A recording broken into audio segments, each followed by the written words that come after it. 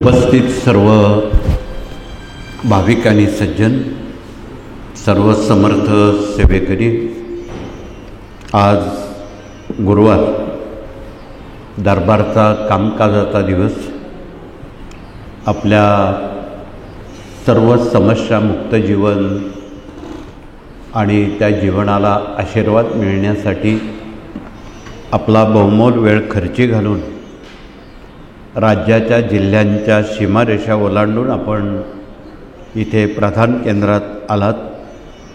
तथापि हा आठवडा येणारा दिवाळीचा आहे, आपणा सर्वांना विदित आहे.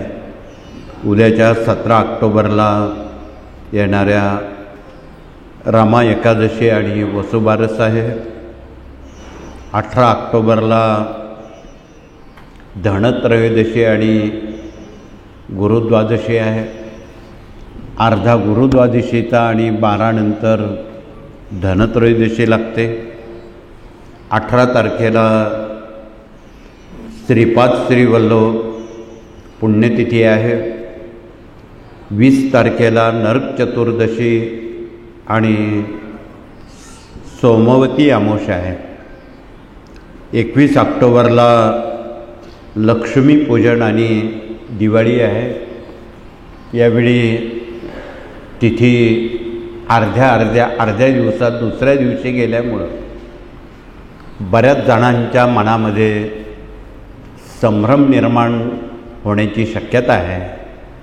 म्हणून आपण येणेप्रमाणे इथे फळ्यावर लिहिलं जाईल त्याप्रमाणे आपण त्या तिथीला तो सण कृपया करावा. दिवाळी मात्र 21 ऑक्टोबर या दिवशी आहे. त्या दिवशी लक्ष्मीपूजन, श्रीयंत्रपूजन आणि दीपावली पूजन याचा समावेश आहे. 22 ऑक्टोबरला दिवाळीचा पाडवा आणि बलिप्रतिपदा आहे. त्या दिवशी देशातल्या साऱ्या भगिनी पतिदेवाचं पूजन करून औक्षण करून ओवाळतात. तर दुसऱ्या दिवशी 23 तारखेला भाऊबीज आहे. त्या दिवशी बहीण भावाचं पूजन औक्षण करते. हे बहीण भाऊ नातं भविष्यकाळात त्याचं पावित्र्य आणि बहिणींना मिळालेलं संरक्षण हे पुढील पिढ्यांना सांगण्यासाठी हे पूर्व परंपरा आणि प्रथेनुसार हे सण वार व्रत वैकल्य हे आपण पुढील पिढ्यांना सांगायचे असतात.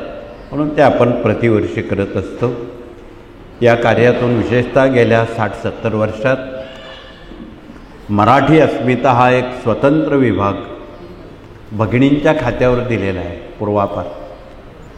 आणि या विभागातून वर्षाच्या 360 दिवसात रोज येणारे सण, तिथी, वार, व्रत, जयंत्या, पुण्यतिथ्या, वाढदिवस, खरं तर अनेक लोक वाढदिवस हे इंग्रजी तारखेवर करतात, ते चुकीचं आहे. ऐवजी मराठी तिथीवर आपण कृपया वाढदिवस करावेत हे नव्या पिढ्यांना आपण सांगावं. तिथी कधी बदलत नाहीत, तारखा तरी 31-30 महिन्यातल्या कमी अधिक होऊ शकतात, परंतु तिथीप्रमाणे आणि मराठी महिन्याप्रमाणे आपण ही भारतीय संस्कृती तिचं आचरण करावं असं मराठी अस्मितेतून आमचा भगिनी वर्ग सारखा सांगत असतो. त्यानुसार आज मराठी अस्मितेत काम करणारा भगिनी वर्ग आलेला आहे. त्यांनी उभं राहून आपला परिचय देऊन वर्षभरात येणारे सण वार व्रत वैकल्य वाढदिवस, विवाहापूर्वी देवप्रतिष्ठा, ग्रहयज्ञ, जवळपास सर्वच याज्ञिकीचं काम आमचा भगिनी वर्ग करत असतो आणि बिनचूक करत असतो. आणि त्यामुळंच ही भारतीय संस्कृती आज जी जिवंत आहे ती आपण केलेल्या सणावारामुळं व्रतवैकल्यामुळं सोशिकतेमुळं या साऱ्या गोष्टी आज टिकून आहेत. आणि ह्या जर आज टिकवल्या नसत्या तर उद्या या देशाची अमेरिका नक्कीच झाली असती किंवा होईल यात दुमत नाही. म्हणून आपणाला निवेदन आहे की आज अनेक भगिनी काही समस्या घेऊन आल्यात.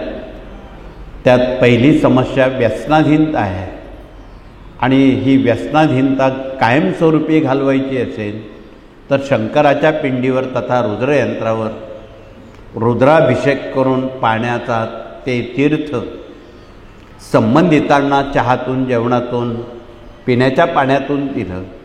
महिन्याभरात ती व्यक्ती किंवा ती माणसं व्यसनमुक्त होतात. हा घरच्या घरी व्यसनमुक्तीचा सोपा उपाय आहे. आमच्या भगिनींपर्यंत कृपया पोचवावा आणि त्यांना कुटुंबियांना व्यसनमुक्त दुःखमुक्त चिंतामुक्त करावं हा त्यामागचा मुख्य हेतू आहे. तर दुसरा प्रश्न आहे डोक्यावर वाढणारं कर्ज. आणि आता दिवाळी जवळ आला आहे. दिवाळी हे लक्ष्मीपूजनाचं प्रतीक आहे आणि श्रीयंत्र हे त्याचं आसन आहे.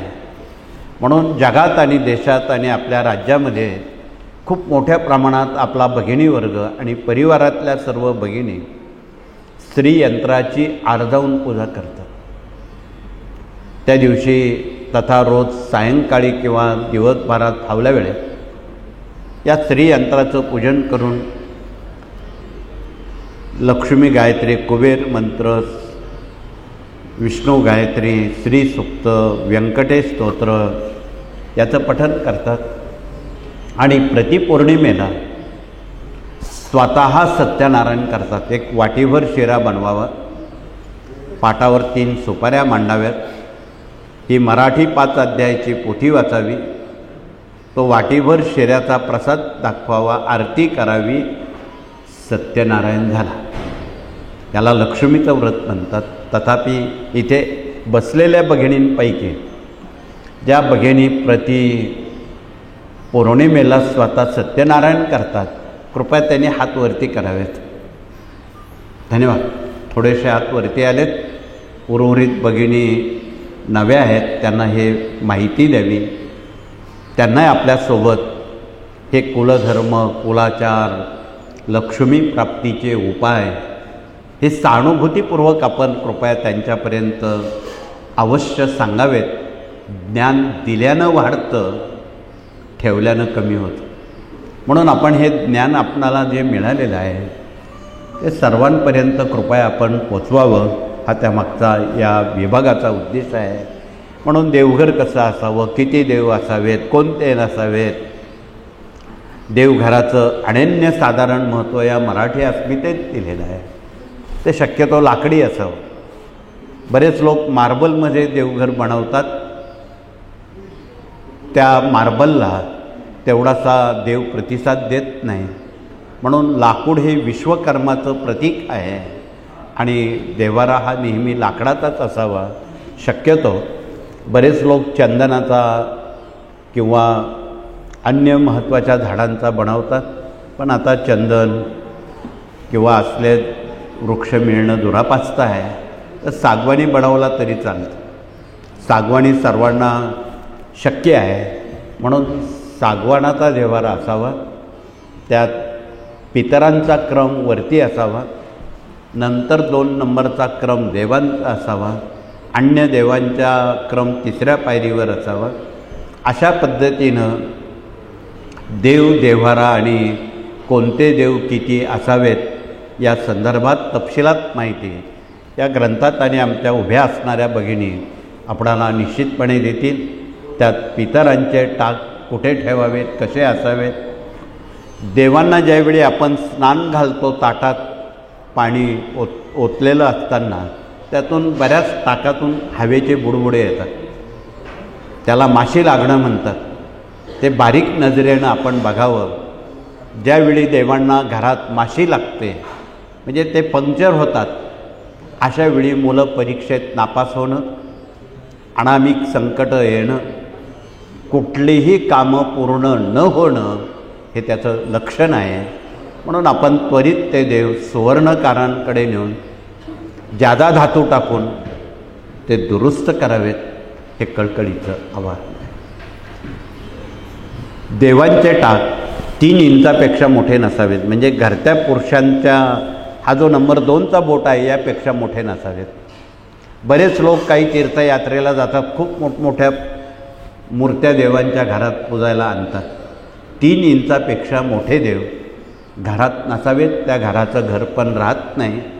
आणि कृपया आपण मंदिराची घरं करू नये आणि घराचं मंदिर करू नये, ही व्याख्या आपण कृपया सहानुभूतीपूर्वक लक्षात ठेवावी. मोजकेच देव असावेत की जेणेकरून आपली रोज त्यांची पूजा सेवा करण्याला संधी मिळेल. खूप देव आणले तर ते एकाची पूजा होणार नाही, म्हणून आपण मोजके देव, गरजेपुरते देव, आपण देवांचे 5 टाक आहेत. बाळकृष्ण आहे, घंटा आहे, या व्यतिरिक्त गणपती आहे. गणपती, बाळकृष्ण, घंटा आणि खंडोबा, भैरोबा, पितरांचे टाक एवढंच असावं. फार देव असणं उचित नाही. म्हणून त्या दृष्टीनं किती कोणते देव कसे असावेत अधिक माहिती या ग्रंथानं आपणापर्यंत पोचवलेली आहे. तथापि कोणते सण कशा पद्धतीत करावेत वर्षभरातली याची पण माहिती या ग्रंथानं आपणापर्यंत पोचवलेली आहे. सरळ आपण तो रकाना काढा, ते पान नंबर काढा आणि त्या दिवशी त्या ग्रंथाप्रमाणे आपण त्या देवांची पूजेची मांडणी करून आपण संदर्भ ग्रंथ कृपया वाचावेत, हे कळकळीचं आवाहन.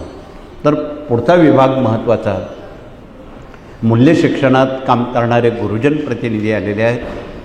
त्यांनी सर्वप्रथम आपला परिचय देऊन देशभरात वृद्धाश्रममुक्त देशाला बनवायचं असेल तर घराघरामध्ये पुंडलिक श्रावणबाळ बनवणं क्रमप्राप्त आहे. ते कॉन्व्हेंटमध्ये गेले असले तरी ते पुंडलिकच असावेत, हा त्यामागचा उद्देश आहे. म्हणून त्यांच्यासाठी खूप बौद्धिक असं मेजवानी आमचे गुरुजन प्रतिनिधी, शिक्षक, पालक विद्यार्थ्यांना देत असतात. ही बौद्धिक मेजवानी इतकी उपयुक्त आहे की 100% तो मुलगा आपल्या आईवडील किंवा वृद्धांची काळजी घेणारा त्यात तयार होऊ शकतो आणि वृद्धाश्रम बंद पाडू शकतो. म्हणून हे आपणाला कळकळीचं निवेदन आहे. येणेप्रमाणे आपण हे ग्रंथ वाचले तर संत समजतील आणि संत समजले तर भगवंताकडे जाता येईल, अशी ग्रंथांची व्याख्या आहे. म्हणून या विभागातून आपण मूल्य शिक्षण, गर्भसंस्कार आणि शिशुसंस्काराला विशेष झुकतं माप दिलेलं आहे. त्याचा आपण कृपया सर्वांनी आणि सर्वांपर्यंत आपण हा सांगावा, कृपया पोचवावा, हे कळकळीचं आवाहन. तर दुसरा विभाग प्रश्न उत्तर मार्गदर्शक प्रतिनिधी आपल्यात आलेले आहेत. आणि दिवाळी जवळ आली असतानाही भगिनी दिवाळीला थोडा वेळ बाजूला ठेवून इथे स्वामींचं काम जनमानसामध्ये मानव हितासाठी ते आलेले आहेत.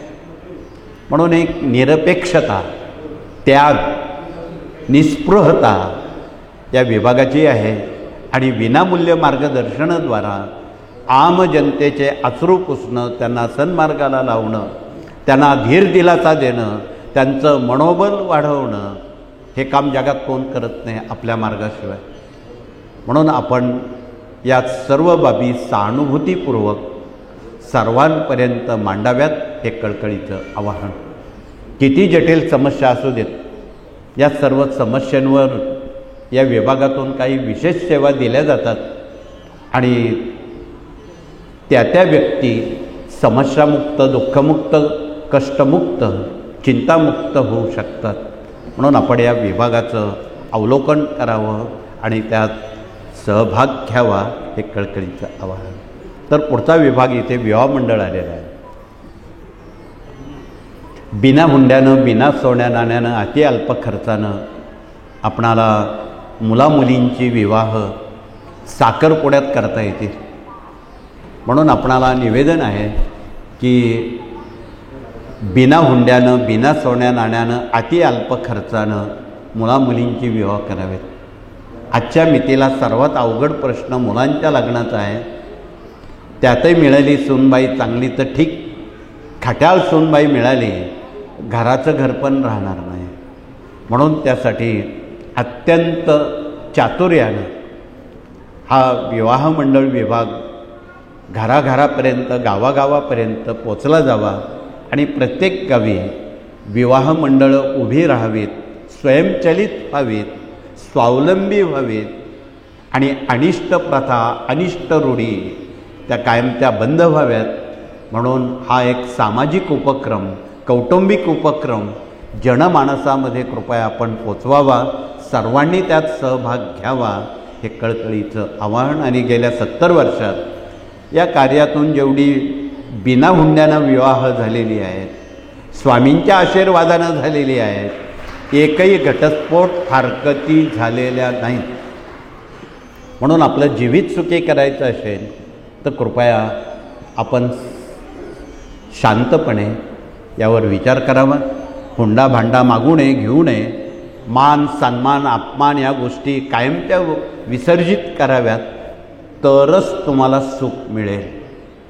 ही सुखाची व्याख्या आहे. म्हणून या साऱ्या बाबी जनमानसामध्ये आपण अवश्य मांडाव्यात. बरेच आमचे सेवेकरी लोक लग्नामध्ये आहेर देताना नित्यसेवा देतात, स्वामी चरित्र देतात, ज्ञानाची पानपोई देतात, की जेणेकरून त्या कुटुंबामध्ये स्वामींची तसबीरसुद्धा देतात, की त्या निमित्तानं रोज नैवेद्य ते स्वामींना दाखवला जाईल, जे आपण खातो तो आरती केली जाईल, येणाऱ्या संकटांचं निवारण स्वामी करतील. या साऱ्या दूरदर्शी संकल्पना आणि आध्यात्मिक संकल्पना या सामाजिक उपक्रमात भरलेल्या आहेत. म्हणून आपण कृपया या साऱ्या बाबी जनमानसापर्यंत डोळसपणे आणि निर्भीडपणे आपण कृपया मांडाव्यात. हे जनतेचं यात भलंच आहे. आणि गेल्या 70-80 वर्षात ज्यांनी हुंडा घेतला आहे त्यांचे काही नुकसान झाल्याची नोंद नाही. म्हणून आपणाला कळकळीचं सांगणं आहे. पुढचा विभाग कृषी प्रतिनिधी आलेले आहेत. वेळोवेळी होणारे कृषी विभागातून अनेक शेतकऱ्यांच्या मुलांना पायावर उभं करण्याचं धोरण त्यात आहे. अनेक कंपन्या बोलवल्या जातात आणि त्या साऱ्या कंपन्या आम्हाला फक्त सेवेकऱ्यांची आणि शेतकऱ्यांची मुलं हवी आहेत असं कंपन्यांची मागणी आहे. आणि आतापर्यंत सुमारे 4 ते 5 हजार विद्यार्थ्यांना त्यांच्या पायावर उभं राहण्याला या विभागानं संधी दिलेली आहे. आज ते स्वतःच्या पायावर उभी आहे. म्हणून या साऱ्या दूरदर्शी आणि कल्पकता या विभागातून आपणाला निश्चितपणे करता येतील. कारण गेल्या महिन्याभरात राज्यात आणि देशात काही राज्यांमध्ये नैसर्गिक आपत्तीतून शेतकरी अजून काही वर्ष पुढे येणार नाही. अंगावरच्या कपड्यानिशी तो केवळ जिवंत राहिला आहे. घरं पडली, शेती खरडून गेली, घरात काही राहिलं नाही. म्हणून गेल्या महिन्याभरात आमच्या सर्व राज्यातल्या सेवा केंद्रांनी आणि सेवेकऱ्यांनी एक उपक्रम केलेला आहे की निराधार असणाऱ्या कुटुंबियांना ताज्या अन्नाचं पाकिट पाठवणं, काही कपडे पाठवतात. शालेय दप्तरंसुद्धा मुलांचे वाहून गेले, खराब झाले. काही कुटुंबियांना, विद्यार्थ्यांना शालेय काही पुस्तकं, दप्तरं, शालेय पाठ्यपुस्तकं देण्यात आली. काहींना वस्त्रदान करण्यात आलं. गरजेच्या बाबींचं आपण त्यासाठी प्रयत्नशील आहोत. सरकार पोचवण्याच्या आधी आमचे सेवेकरी त्या ठिकाणी पोचले. आणि हो, दिवाळी करताना आपण थोडी दिवाळी काटकसरीनं करा. आपला थोडासा हातभार पूरग्रस्तांसाठी आपण लावावा. अनावश्यक गोष्टी दिवाळीत टाळताना आपल्या घरात फटाक्याचा आवाज येणार नाही. खरं तर फटाके वाजूच नाही. हे चीन देशानं देशातली आमची लक्ष्मी हाकलून लावण्याचं काम फटाका करत असतो असं म्हणायला अतिशयोक्ती नाही. म्हणून हे फटाके कृपया आपण बंद करावेत. त्या फटाक्यांच्या दारूमुळं श्वसनाचे फुफ्फुसाचे आजार होतात हे तुम्हाला माहीत आहे. मग माहीत असूनही हिंदुस्थानामध्ये फटाके का सरकार कंपन्या बंद करत नाही, कारखाने बंद करत नाही? ही व्यावसायिकता कुठेतरी थांबली पाहिजे. अजून कोणी दारूबंदीबद्दल मोर्चा किंवा संप केलेला नाही. इतर कामासाठीची कार वेळ आहे, व्यसन बंद करण्यासाठी आम्हाला वेळ नाही. म्हणून अशा ज्या योग्य गोष्टी आहेत या कृपया सहानुभूतीपूर्वक सर्वांनी लक्ष घालावं. ही दिवाळी आपण थोडी काटकसरीनं करावी आणि आपला थोडासा मदतीचा हात गरजूंपर्यंत, एक मुठी आपणाला गरजूंपर्यंत काही चेक द्यायचा आहे. मागे आपण दिला, परंतु तेवढ्यावर भागणार नाही. खूप अमर्यादित नुकसान झालेली आहे, जमिनी खरडून गेलेल्या आहे, म्हणजे रब्बी पीकसुद्धा घेऊ शकणार नाही अशी अवस्था मराठवाड्यात आहे. म्हणून या साऱ्या बाबी मानवतेच्या कल्याणासाठी आपणाला करताना थोडं आपल्या ताटातलं एक घासभर आणणं गरजूंना आपण द्यायचं आहे. ही माणुसकीची संस्कृती आपण कृपया अबाधित ठेवावी हे कळकळीचं आवाहन दिवाळीपूर्वी आपण करणार आहोत. आणि या कृषी विभागातून सर्व शेतकऱ्यांचे मनोधैर्य वाढण्यासाठी, मनोबल वाढण्यासाठी, धीर देण्यासाठी त्याच्या शेतावर, त्याच्या बांधावर जाऊन त्याला योग्य मार्गदर्शन करण्याची जरूरता आहेच. परंतु त्यानं आत्महत्या करू नये म्हणून त्याला योग्य मार्गदर्शनाची जरूर आहे. म्हणून दिवाळी सुरू होताना गोवत्स पूजनम, उद्याच्या 18 तारखेला वसुबारस आहे, 17 तारखेला त्या दिवशी गाय वासराची पूजा केली जाते. आणि गाईचं जे पंचगव्य आहे ते आत्महत्या थांबवतं. आमच्या प्रतिनिधींनी ते पंचगव्य पुडी दाखवावी. त्यामध्ये 1 चमचा गाईचं, देशी गाईचं दूध, तूप, दही, शेण आणि गोमूत्र या 5 वस्तूंना पंचगव्य म्हणतात. आणि दिवाळीत जसं तुम्ही उठणं अंगाला लावता तद्वत किंवा उठण्यात काढून आपण हे जर पंचगव्य स्नान करताना शरीराला लावून स्नान केलं, आयुष्यात ती व्यक्ती आत्महत्या करणार नाही. एवढं सामर्थ्य गाईच्या या द्रव्यात आहे. म्हणून या देशात गाय पवित्र आहे. गाय उगत पवित्र नाही, तिच्या देहात असणाऱ्या ह्या ज्या 5 बाबी आहेत त्या असामान्य आहे. म्हणून कृपया अभ्यासकांनी त्या द्रव्यांचा अभ्यास करावा आणि चित्त जागेवर तापटपणा जाण्यासाठी, हट्टीपणा जाण्यासाठी या पंचगव्याचा वापर आठवड्यातून 1-2दा तरी करा, ज्या दिवशी तुम्हाला वेळ असेल. बरेच लोक शनिवार, रविवार, अमावस्या अशा दिवशी करतात की ज्या दिवशी नकारार्थी दिवस असेल त्या दिवशी आर्जावून आपण याचा वापर आणि उपयोग करावा हे कळकळीचं आवाहन. हे जर तुम्ही घरचे घरी केलं तर तुम्हाला रामकुंडात, कुशावर्तात, अन्य तीर्थात जाण्याची गरज नाही. एवढं सामर्थ्य गाईचं आहे. म्हणून आपणाला कळकळीचं निवेदन आहे. हे बाहेर कोणाला सांगणार नाही. म्हणून हे आपणाला कृपया सेवेकरी आणि परिवाराला माहीत असणं आणि इतरांना सांगणं याची नितांत जरूर आहे. म्हणून सांगण्यासारख्या खूप बाबी आहेत. या आपण कृपया या प्रत्येक विभागातून हे ज्ञान जनतेपर्यंत कृपया पोचवावं. म्हणून कृषी विभागातून खूप बोलण्यासारख्या बाबी आहेत. आगामी काही काळात होणारे महोत्सव आहेत तेही आपण योग्य वेळी सांगणार आहोत. तथापि पुढचा विभाग डॉक्टर लोक दवा घेऊन आलेले आहेत. त्यामध्ये गुरुवार, रविवार इथे कॅन्सर रुग्ण मोठ्या प्रमाणात येतात. आणि हा कॅन्सर हाकलण्यासाठी इथे आत्ताही काही कॅन्सर रुग्ण बसलेले आहेत. डॉक्टर सांगतात हा आजार कधीच बरा होत नाही, पण स्वामींच्या कृपेनं मात्र बरा होतो हे वास्तव लपवता येत नाही. म्हणून स्वामींची कृपा आणि दवा आणि दुवा याचा मेळ घालण्याचं काम आमचे डॉक्टर करतात.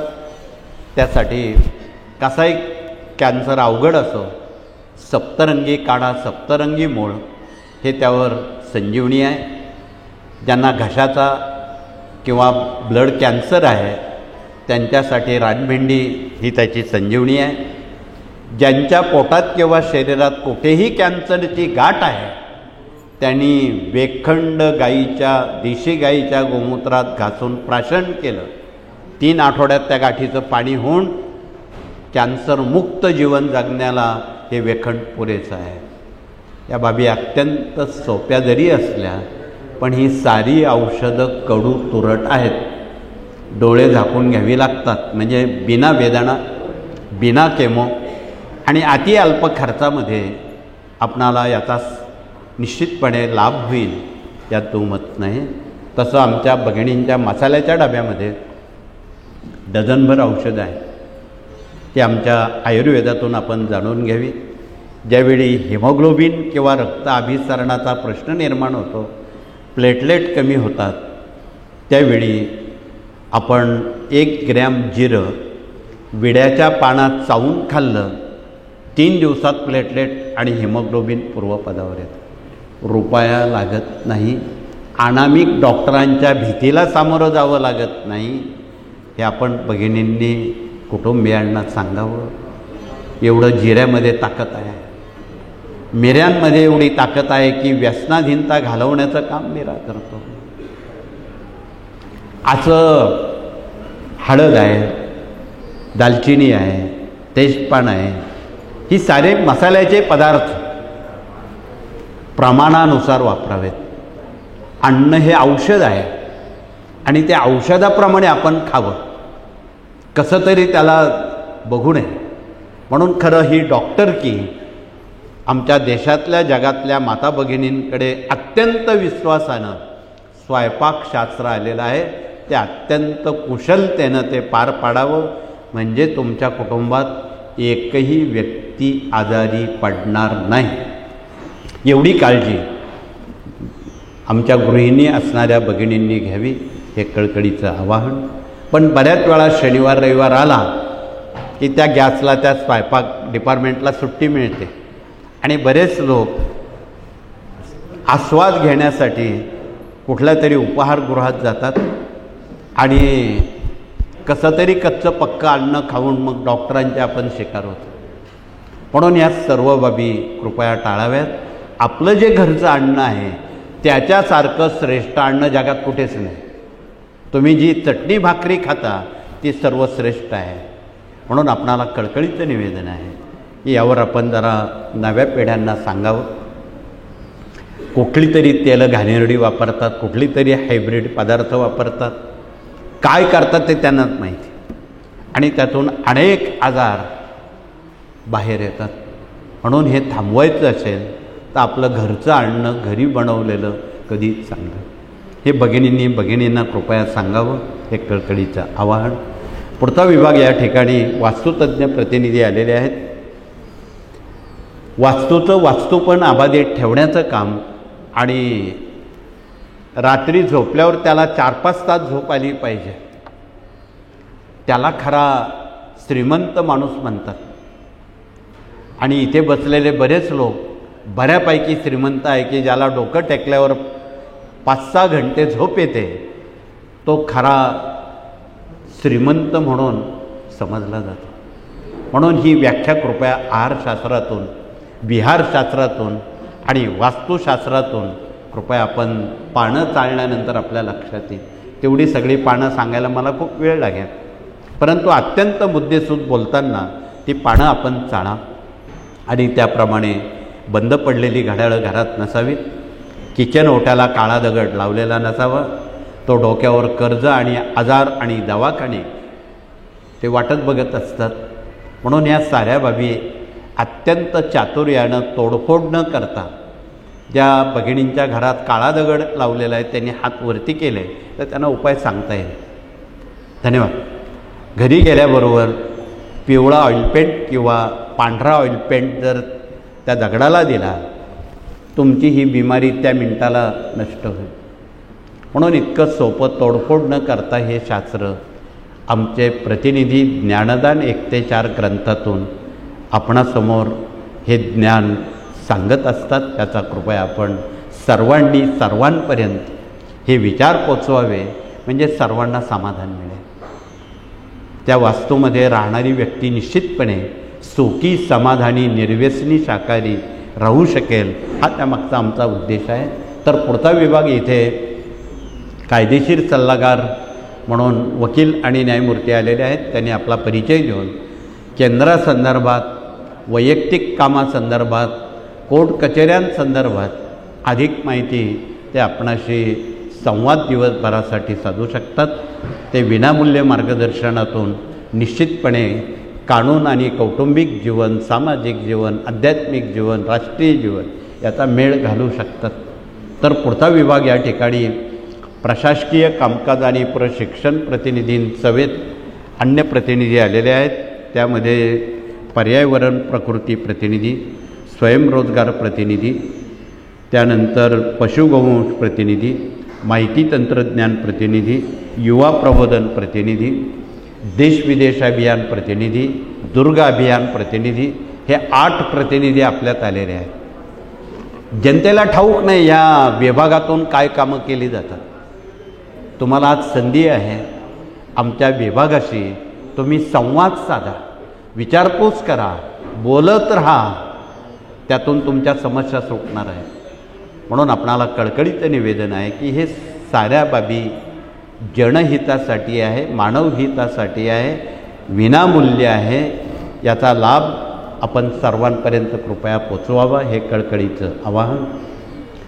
याज्ञिकी प्रतिनिधी इथे आलेले आहेत. अलीकडच्या काळात मोठ्या प्रमाणात त्सुनामी, भूकंप, अशा दंगली, मोर्चे, भांडणं, 3रं महायुद्ध हे तोंडावर आलेलं आहे. यातून आपल्या देशाला, आपल्या कुटुंबियांना बचावण्यासाठी हे 18 विभागाचं पालन करा. ज्यावेळी त्सुनामी सुरू होईल त्यावेळी हा ध्वज लावला, मोजून 3 मिनिटात वादळ थांबतं. फक्त त्याखाली बसून हनुमान चालिसाचं आपण वाचन करावं. भूकंप होऊ नये म्हणून प्रत्येक गावाला हे भूकंप यंत्राची स्थापना करावी. म्हणजे आत्ता जे वाचलं आपण 8-10 रिश्टर भूकंप होणार आहे जगात, देशात, ऐवजी ते 1 किंवा 2 रिश्टरवर येऊन थांबतील. वित्त आणि मानवहानी होणार नाही यासाठी आपण डोळ्यात तेल घालून आपला देश, आपली संस्कृती, आपली कुटुंब याच्यात समेट समन्वय साधण्यासाठी या ज्ञानाचा, या कृतीचा आपण कृपया वापर करावा, एवढंच कळकळीचं सांगून आणि येणाऱ्या दिवाळीच्या आपणा सर्वांना मनापासून शुभेच्छा देऊन आगामी या आठवड्यात येणारी दिवाळी आणि दिवाळीचे हे 5 दिवस भारतातल्या सेवेकरी परिवारातल्या सर्व आबालवृद्धांना ही दिवाळी सुखाची, समृद्धीची, आरोग्याची, यशाची आणि आरोग्याची जावो अशी स्वामीचरणी आपण सामुदायिकरित्या प्रार्थनेनं ती प्रार्थना करणार आहोत. प्रार्थनेनंतर प्रथम भगिनी मौनानं नंबर 1च्या गेटनं समाधी मठ औदुंबराला केवळ परिक्रमा न करता दरबारात येऊन नमस्कार करतील. काही क्षण आपण मौन पाळावं.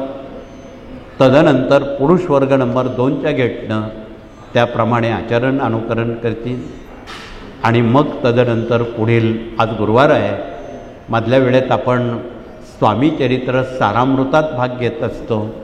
देशावर आलेलं, जगावर आलेलं हे जे संकट आहे त्यासाठी काही वर्षांपासून आपण अब्जचंडी महायज्ञ करत आहोत. त्यामध्ये 100 कोटी पाठ स्वामी चरित्र, तेवढेच सप्तशती, तेवढेच रुद्र आपण काही दशकांपासून करत आहोत. अजून ग्रहपाठ अपूर्ण आहे. आज तगायत उणीपुरी 91 कोटी पाठ सप्तशती स्वामी चरित्र रुद्राची झालेली आहेत. ही आपणाला उर्वरित ग्रहपाठ कृपया पूर्ण करावा. अधिक माहिती आमच्या भगिनी आपणाशी संबोधित करतील.